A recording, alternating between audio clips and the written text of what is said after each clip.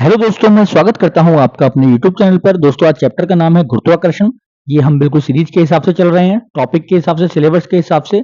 इस चलिए चलते हैं। गुरुत्वाकर्षण का टॉपिक है पहला क्वेश्चन, पृथ्वी पर पलायन वेग कितना है?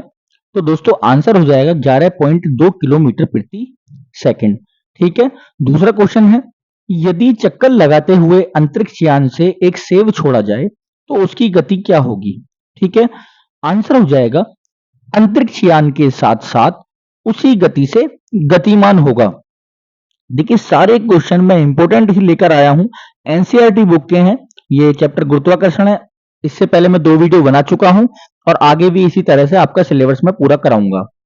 चलिए चलते हैं। एक बार आप देखिएगा, पृथ्वी का पलायन वेग बहुत इंपॉर्टेंट क्वेश्चन है, 11.2 किलोमीटर प्रति सेकंड। और दूसरा क्वेश्चन आप पेन कॉपी लेकर अपने नोट्स बना सकते हैं सिलेबस के अकॉर्डिंग। चलिए, तीसरा क्वेश्चन है, अंतरिक्ष यात्री निर्वात में सीधे खड़े क्यों नहीं रह सकते हैं?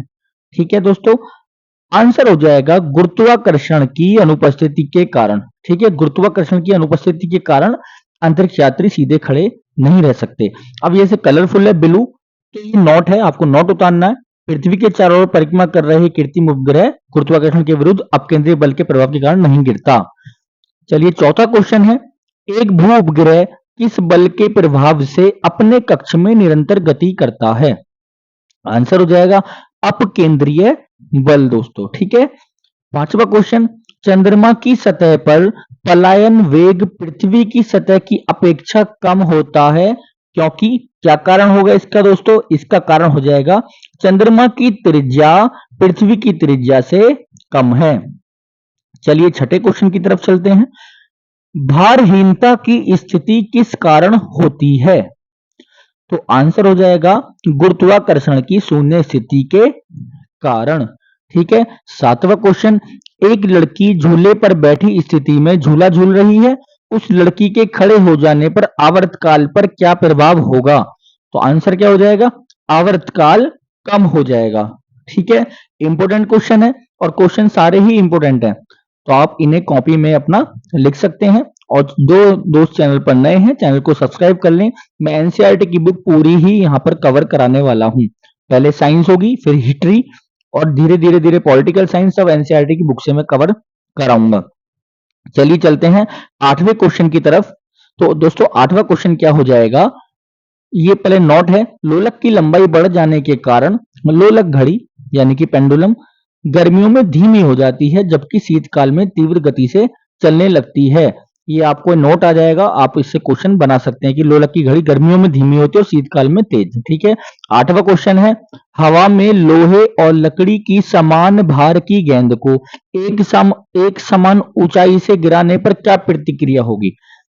भाई देखो, ये तो आसान सा क्वेश्चन है, लकड़ी की गेंद बाद में गिरेगी, है ना। लोहे की गेंद पहले गिर जाएगी क्योंकि उसमें वेट होता है, तो आप समझ सकते हैं लकड़ी की गेंद बाद में गिरेगी। ये आप सभी लोग लॉजिक के साथ भी लगा सकते हैं और बहुत आसान क्वेश्चन ये आपका माना जाएगा। चलिए चलते हैं 9वें क्वेश्चन की तरफ। 9वां क्वेश्चन बहुत इंपॉर्टेंट है, चलिए देखते हैं। 9वां क्वेश्चन पहले से आप ये देखिएगा, ये आपका नोट है, लकड़ी का घनत्व लोहे की अपेक्षा कम होता है, जिस कारण यदि लोहे व लकड़ी की समान भार की गेंद समान ऊंचाई से गिराए जाएं तो लकड़ी की गेंद पर वायु का प्रतिरोध अधिक होगा। ये 8वें क्वेश्चन पर डिपेंड है, आप देख सकते हैं। 9वां है, पृथ्वी के किस स्थान पर किसी पिंड का भार सर्वाधिक है? बहुत इंपॉर्टेंट क्वेश्चन है, मोस्ट इंपॉर्टेंट क्वेश्चन। ध्रुवों पर, ये ध्रुवों टाइपिंग में गलत लिखा गया, ध्रुवों ऐसे नहीं ध के नीचे रह आएगा, तो आंसर हो जाएगा ध्रुवों पर सर्वाधिक होता है। पृथ्वी के किस स्थान पर किसी पिंड का भार सर्वाधिक कहां होता है? ध्रुवों पर होता है। ये क्वेश्चन बहुत इंपॉर्टेंट है, बहुत बार एग्जाम में पूछा गया है और आगे भी पूछा जाएगा। तो आप जब इसे कॉपी में उतारेंगे तो इस पर इंपॉर्टेंट करके उतार लीजिएगा, ध्यान रखिएगा, यही क्वेश्चन आपको पेपर में मिलने वाले हैं। चलिए 10वें क्वेश्चन की तरफ चलते हैं, बहुत इंपॉर्टेंट है। लिफ्ट में बैठे हुए व्यक्ति का भार कब सर्वाधिक महसूस होता है? इसमें बच्चे कंफ्यूज होते हैं, तो इसका आंसर लगाइएगा जब लिफ्ट त्वरित गति से ऊपर जा रही हो। आप लोगों को लगता है कि नीचे आ रही होगी तब वजन बढ़ता हुआ लगेगा, तो याद रखना लिफ्ट जब ऊपर जाती है तब ऐसा महसूस होता है। 11वां क्वेश्चन, भूतुल्यकाली उपग्रह के परिक्रमण की अवधि कितनी होती है? आंसर हो जाएगा 24 घंटे। अब ये नीचे वाला जो है, इससे आपके न्यूमेरिकल आते हैं। पृथ्वी की सतह पर जी का मान अधिकतम होता है, ये याद रखना, तथा चंद्रमा पर जी का मान पृथ्वी के गुरुत्वीय त्वरण का 1/6 होता है। ठीक है, जैसे अगर पृथ्वी पर किसी गुरुत्वीय त्वरण का 36 है तो चंद्रमा पर कितना हो जाएगा, 1/6, तो यानी कि 6 हो जाएगा। अगर 216 है तो 216 का 1/6 36 हो जाएगा। तो आप इसे 6 से डिवाइड कर सकते हैं, यहां से आपके न्यूमेरिकल पूछे जाते हैं। ठीक है, और पृथ्वी की सतह पर एक क्वेश्चन आता है, जी का मान अधिकतम कहां होता है, तो पृथ्वी की सतह पर जी का मान सर्वाधिक होता है और अधिकतम होता है। तो आप इसे ऐसे क्वेश्चन बना के लिख सकते हैं या नोट बना के अपनी कॉपी में लिख सकते हैं। चलिए चलते हैं 12वें क्वेश्चन की तरफ, और ये क्वेश्चन आपको पेपर में देखने को मिलेंगे ही। 12वां, यदि पृथ्वी और सूर्य के मध्य की दूरी दोगुनी होती, ठीक है, यदि पृथ्वी और सूर्य के मध्य की दूरी दोगुनी होती तो सूर्य द्वारा पृथ्वी पर गुरुत्वाकर्षण बल क्या होता। आंसर हो जाएगा वर्तमान का 1/4 भाग। ठीक है, वर्तमान का 1/4 भाग इसका आंसर हो जाएगा। अगला क्वेश्चन, लोलक की समयावधि किस पर निर्भर करती है। आंसर हो जाएगा दोस्तों लोलक की लंबाई पर। लोलक की समयावधि लोलक की लंबाई पर निर्भर करती है। अब जो ये ऊपर वाला क्वेश्चन है 12वें नंबर का, इससे भी आपके न्यूमेरिकल देखने को मिलते हैं, तो 1/4 भाग याद रखिएगा। अगला 14वें नंबर का क्वेश्चन है, पृथ्वी का गुरुत्वाकर्षण बल यदि अचानक लुप्त हो जाए तो इसका परिणाम क्या होगा। ठीक है, गुरुत्वाकर्षण बल लुप्त हो जाएगा तो परिणाम क्या होगा। आंसर हो जाएगा पृथ्वी पर स्थित वस्तुओं का भार शून्य हो जाएगा लेकिन द्रव्यमान अपरिवर्तित रहेगा। तो इसे आप याद रखिएगा। 15वें नंबर का क्वेश्चन है, पीसा की झुकी हुई मीनारें गिरती क्यों नहीं है, इसका क्या कारण है। पीसा की झुकी हुई मीनारें क्यों नहीं गिरती हैं, क्योंकि इसका कारण हो जाएगा आपका आंसर गुरुत्व केंद्र से जाने वाली ऊर्ध्वाधर रेखा तल के अंदर रहती है।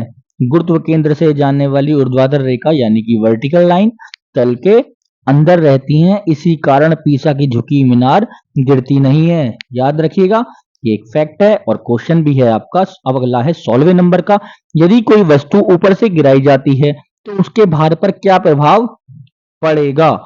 बहुत इंपॉर्टेंट है, वस्तु का भार अपरिवर्तित रहेगा, जबकि क्वेश्चन में हम आंसर लगाते हैं वस्तु का भार बढ़ जाएगा।